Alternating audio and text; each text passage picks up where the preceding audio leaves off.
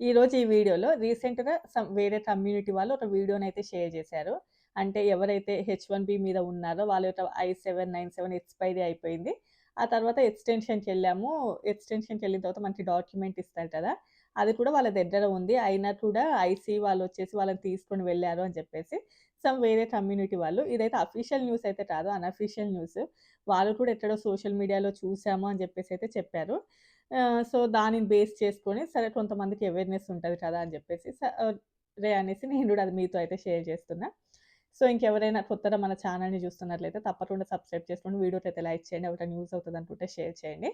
So, ఇంకా నేను I-797 మనది ఒకవేళ ఎక్స్‌పైరీ అయిపోతే ఎలా ఉంటది యూఎస్ఏలో అనేది గూడా చెప్తాను. నాకు తెలిసిన వరకు. మీకు ఎవరికైనా ఇలాంటి సిట్యుయేషన్స్ ఎదురయ్యాయా? లేదు మాకేం అవ్వలేదు అంతా బానే ఉంది అని అనుకుంటున్నారా? సో, నాకైతే ఎప్పుడు కూడా అలాంటి సిట్యుయేషన్స్ అయితే ఎదురవ్వలేదు. కాకపోతే యూఎస్ఏఎస్ లాస్ట్ 1 ఇయర్ బ్యాకే ఆల్‌మోస్ట్ కొన్ని గైడ్‌లైన్స్ అయితే రిలీజ్ చేసింది. ఏంటి అంటే యూఎస్ఏలో ఉన్నటువంటి ఎవ్వరైనా కూడా ఆహ్, ఐడెంటిఫికేషన్ కార్డ్‌నైతే మ్యాండేటరీగా దగ్గర పెట్టుకోవాలి. ఎందుకంటే ఐసీ రైడ్స్ ఎక్కువగా జరుగుతున్నాయి అని జెప్పేసి. సో, నేనైతే ఎప్పుడు కూడా నా మొబైల్‌లో ఇది ఉంటది. దీంట్లో అన్నీ ఉన్నాయి. ఏంటంటే ఇంత ఐడెంటిఫికేషన్ కార్డ్ అని ఉంటది కదా! సో, ఐడెంటిఫికేషన్ కార్డ్ మన యొక్క స్టేట్ మేము ఇలినాయ్ స్టేట్ చాలామంది అడుగుతూ ఉంటారు. ఏ స్టేట్‌లో ఉంటారు సిస్టర్ మీరని. సో, ఇలినాయ్ స్టేట్‌లో ఇందులోపల మనది అంటే మన ఎక్స్‌పైరీ డేట్ ఉంటది. అండ్ ఎప్పుడు ఇష్యూ చేశారు అనేది ఉంటది. మన హైటు, వెయిటు మొత్తం కూడా ఉంటాయన్నట్లు ఇందులో మన ఫోటోతో సహా. సో, ఇలాంటిది మీరు ఒకటి మెయింటైన్ చేశారనుకోండి యూఎస్ఏలో ఉన్నవాళ్ళు బెటర్. ఇది మన యొక్క వ్యాలిడ్ డాక్యుమెంట్స్ ఏదైనా ఒకటి తీసుకొనెళ్ళామనుకోండి, మనకి డీఎంవీలో ఇస్తారు యూఎస్ఏలో. సో, ఎవరైనా కావాలి అంటే ఎళ్లి తెచ్చుకోండి. నేను డైలీ వర్క్‌కెళ్ళేటప్పుడు ఆ టైం లోపల అది మెయింటైన్ చేస్తా. అంటే లాస్ట్ టైమ్ చెప్పిర్రు కదా! అలాంటిదొకటి మెయింటైన్ చెయ్యమని చెప్పారు కదా! సో, అప్పటినుంచి మెయింటైన్ చేస్తున్నానది. మీరేం మెయింటైన్ చేస్తున్నారు బయటికెళ్ళేటప్పుడు? అసలేమి మెయింటైన్ చేయట్లేము నార్మల్‌గానే ఎళ్ళిపోతున్నాం అంటారా? పాస్‌పోర్ట్స్ అవైతే ఎప్పుడు కూడా మెయింటైన్ చేయకూడదు. ఎందుకంటే అసలుకంటే అది ఇంకా పెద్ద డేంజర్ అన్నట్టు. ఎందుకంటే మన దగ్గర వ్యాలిడ్ డాక్యుమెంట్స్ ఉండడం వాళ్ళ దాంట్లో కనిపిస్తూనే ఉంటది. ఇన్‌కేస్ ఎవరి దాంట్లో అన్నా కూడా కనిపించలేదు అంటే వాళ్ళ రికార్డ్స్‌లలో ఉంటది మనం వ్యాలిడా కాదా అని చెప్పేసి. ఎందుకంటే ఎప్పుడు అందరం అన్నీ మెయింటైన్ చేయలేం కదా! బట్ ఇన్‌కేస్ కొంతమంది తెలీదు అంటే ఐసీ వాళ్ళకి ఆల్‌మోస్ట్ అందరికి తెలియాలని ఉండదు. ఎందుకంటే వాళ్ళు మిలిటరీలో రిటైర్ అయిన వాళ్ళు కదా! అంటే ఎక్స్‌పీరియన్స్‌డ్ వాళ్ళేమి ఉండరు ఐసీ వాళ్ళు. జస్ట్ గవర్నమెంట్ కొంతమందిని అపాయింట్ చేసిన వాళ్ళుంటారు. అలానే అందరికీ ఏమి తెలీదనుకోలేము. అందులో కూడా ఎక్స్‌ట్రీమ్ లెవెల్ వాళ్ళుంటారు. నెక్స్ట్ లెవెల్ వాళ్ళు. వాళ్ళకి ఆల్‌మోస్ట్ అన్నీ తెలిసినా కూడా బయట ఎక్కువగా మనం రోమింగ్ చేస్తూ కనిపిస్తూ ఉంటారు కదా! అందులోపల చాలా మందికి అన్నీ తెలియకపోవచ్చు. బట్ అలా అని చెప్పేసి వెంటనే డిపోర్ట్ చేయడం అలాంటివి ఏమీ ఉండదు. అంత ఈజీగా అయితే డిపోర్ట్ చేయరు. వన్స్ మన దగ్గర వ్యాలిడ్ డాక్యుమెంట్స్ ఉన్నంత వరకు మనకి ఎలాంటి ప్రాబ్లమ్ లేదు. అవి కావాలి అంటే క్యారీ చేయడం బెటర్. బట్ అవి కూడా అన్ని ఒరిజినల్ అయితే క్యారీ చేయకూడదు. సరే ఇంకా టాపిక్‌లోకెళ్తే ఐసీ అంటే తెలుసు. Immigration customs enforcement. Trump administration వచ్చినప్పటి నుంచి మనం ఈ పేరు ఎక్కువగా వింటున్నాము. లాస్ట్ 1 ఇయర్ నుంచి ఐసీ రైడ్స్ అమెరికాలో చాలా ఎక్కువగానే జరుగుతున్నాయి. లాస్ట్ ఈ మధ్య కాలంలో ఇంకెక్కువగా అయి అమెరికాలో. సో, అందులోపల చాలామంది వేరే కంట్రీ వాళ్ళు డిపోర్ట్ అవ్వడం, ఈవెన్ ఇండియన్స్ కూడా చాలామంది డిపోర్ట్ అయ్యారు. ఇంకా రెగ్యులర్‌గా ఆ వీడియోస్ చేస్తే ఇప్పుడు ఏ వీడియోస్ అంటారేమో మీరు అని చెప్పేసి నేను చెప్పట్లేను కానీ, రీసెంట్ టైమ్‌లో చాలామంది ఎస్పెషల్లీ నార్త్ ఇండియన్స్, గుజరాతీలు అండ్ వాళ్ళు ఇక్కడ స్టోర్‌లు రన్ చేస్తున్న వాళ్ళుంటారు కదా! వాళ్ళు అందులోపల వర్క్ చేస్తున్న వాళ్ళు, డైరెక్ట్ హోటల్‌లో ఉన్నటువంటి ఓనర్స్ కూడా డిపోర్ట్ అయ్యారు. హోటల్ కాదు మోటల్ ఓనర్స్. సో, యాక్చువల్‌గా వాళ్ళు రావడము లీగల్‌గానే వచ్చారు. యూఎస్ఏలో ఉండడం కూడా లీగల్‌గానే ఉంటున్నారు కానీ, వాళ్ళు కొంచెం వేరే పనులు చేశారులెండి.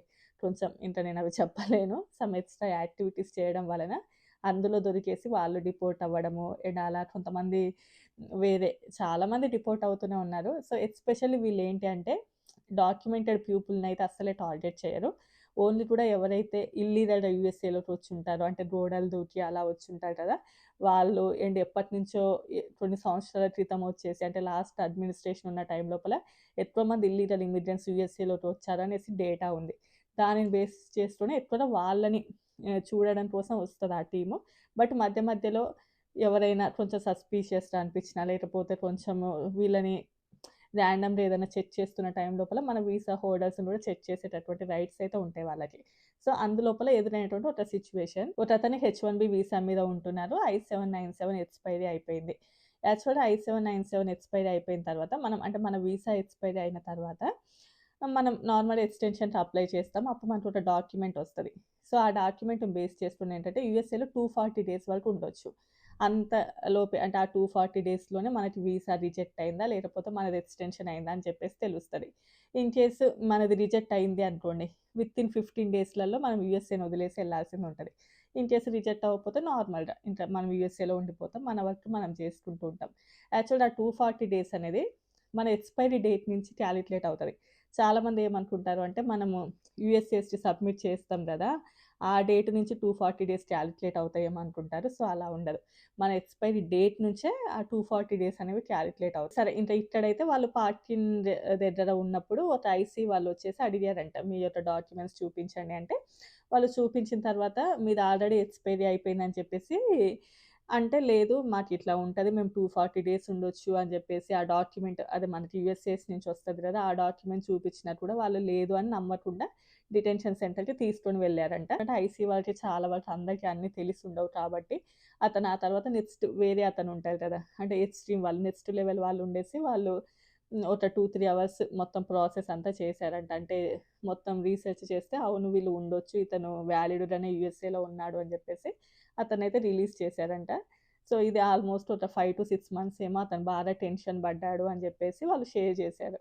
ఆఫ్‌కోర్స్ కాకపోతే అక్కడ మనం ఏంటంటే చాలా పొలైట్‌గా బిహేవ్ చేయాలి. అంటే యూఎస్ఏలో ట్రస్ట్ వర్తీ ఒకటి, పొలైట్‌నెస్ ఒకటి ఈ 2 అనేది కామన్ అన్నట్లు. అంటే మనం లీగల్‌గానే ఉన్నాం కదా! అని జెప్పేసి ఎదుటి వాళ్ళొచ్చేసి మీ డాక్యుమెంట్స్ చూపించండి. మీరు లీగల్ కాదు అనగానే మనం వాళ్ళ మీద ఎగిరొద్దు. అదేంటి నేనున్నది లీగలే నీకేం తెలుసు?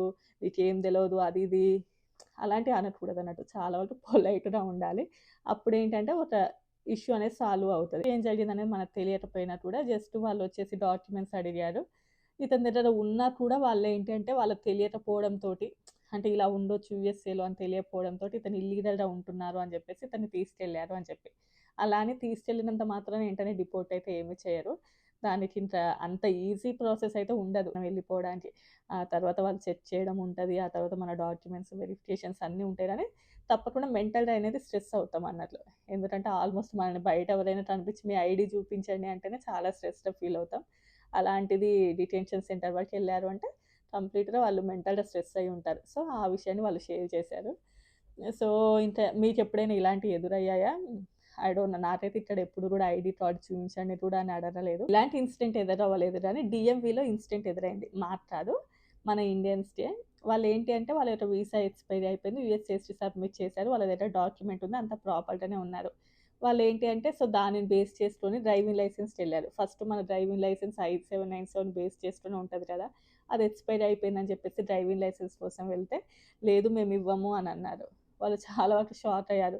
లేదు మేము లీగల్‌గానే ఈ డాక్యుమెంట్ బేస్ చేసుకొని ఇవ్వచ్చు అంటే, లేదు మేమివ్వము అనంటే, యాక్చువల్‌గా చిన్న చిన్న టౌన్‌లలో అందరికీ అన్నీ తెలీదు యాక్చువల్‌గా యూఎస్ఏలో. అదే తర్వాత మీరు మెయిన్ డీఎంవీకెళ్ళమని చెప్పడం, వాళ్ళు మెయిన్ డీఎంవీకెళ్ళడం మళ్ళీ అక్కడిచ్చారు. మళ్ళీ ఇదే టౌన్ లోపల వేరే వాళ్ళకిచ్చారు. సేమ్ ఇలానే ఎక్స్‌పైరీ అయిపోయింది. యూఎస్‌సిఎస్‌కి సబ్మిట్ చేశారు. ఆ డాక్యుమెంట్‌ని బేస్ చేసుకొని అదే డీఎంవీలో మళ్ళీ నా ఇండియన్స్‌కే వేరే వాళ్ళకిచ్చారు. వాళ్ళు ఆశ్చర్యపోయారు. అదేంటి మాకివ్వలేదు అంటే, మేబీ ఆ ఆఫీసర్‌కి తెలియకపోవచ్చు వాళ్ళెళ్ళిన టైం లోపల. ఇదే అపార్ట్‌మెంట్‌లో ఉంటారు వాళ్ళు కూడా. మేబీ ఈ వీడియో జూస్తారేమో వాళ్ళు గూడా. అట్లా చాలా డిఫరెంట్‌గా ఉంటది యూఎస్ఏలో. అందరికీ అన్నీ తెలీదు. బట్ అదేంటి మరి వీళ్ళెట్లా ఆఫీసర్స్ అనంటే, చాలా వరకు ఇప్పుడు మేముండేది పెద్ద మెయిన్ సిటీ కాదు. సో, నార్మల్‌గా ఇక్కడ మన ఇండియన్స్ కానియండి, ఐటీ ఎంప్లాయీస్ చాలా తక్కువ మందుంటారు. వేళ్ళ మీద లెక్క పెట్టొచ్చు. ఎక్కువగా అమెరికన్ సిటిజన్స్, అమెరికన్సే ఎక్కువగా ఉంటారు. సో, వేరే కంట్రీస్ నుంచి వచ్చినా కూడా సిటిజన్స్ అయిన వాళ్ళే చాలా వరకు ఉంటారు కాబట్టి, వాళ్ళకి ఎక్కువగా తెలీదు. సేమ్ బయట ఐసీ టీమ్ వాళ్ళు కూడా అలానే ఉంటారు. మేబీ ఆ సిట్యుయేషన్ ఏదైనా వాళ్ళకి ఎదురై ఉండదు. సో, ఇంక ఇలాంటి సిట్యుయేషన్స్ ఎదురవుతున్నాయని చెప్పేసి మనం బయటికెళ్ళకుండా అయితే ఉండలేం కదా! సో, బయటికెళ్ళడం అయితే తప్పదు. డైలీ రొటీన్ వర్క్స్ చేసుకోవడం అయితే తప్పదు. సో, మనం ఏంటంటే మన యొక్క వ్యాలిడ్ డాక్యుమెంట్స్ ఏవైనా ఉంటే వాటి యొక్క హార్డ్ కాపీస్ ఒరిజినల్స్ అప్పుడు ఎప్పుడు కూడా మెయింటైన్ చేయొద్దు గానీ వాటి యొక్క హార్డ్ కాపీస్ ఏమన్నా ఉంటే కొంచెం మెయింటైన్ చేయడం బెటర్. మెయిన్‌లీ ఐడెంటిఫికేషన్ కార్డ్ సరిపోతది. అండ్ వీసా కాపీస్ ఏమైనా ఉంటే మీకు అంతగా అనిపిస్తే అవి మెయింటైన్ చేయడం బెటర్. అలానే ఎక్స్‌పైరీ అయినయి కాదు. ఎక్స్‌పైరీ అవ్వకుండా ఉండేటివి ఉంటాయి కదా! అలాంటివి మెయింటైన్ చేస్తే బెటరు. సో, ఇంకా ఇంతే అండి ఈ వీడియో. మీకేమైనా ఎదురైతే తప్పకుండా కామెంట్ చేయండి. అంటే చదువుతాను, తెలుసుకుంటాను ఎవరికన్నా ఏమైనా ఎదురయ్యాయా అని చెప్పేసి. సమ్ డిఫరెంట్ సినారియోస్ ఉన్నాయి. ఇలాంటి సినారియో కాదు కానీ వేరే సినారియోస్ ఫ్యూచర్ వీడియోలలో షేర్ చేస్తాను. సో ఇంక ఇంతే అండి ఈ వీడియో. వీడియో నచ్చితే లైక్ చేయండి, షేర్ చేయండి, సబ్స్క్రైబ్ చేసుకోండి. రేపు మరో మంచి వీడియోతో కలుద్దాం. Bye bye.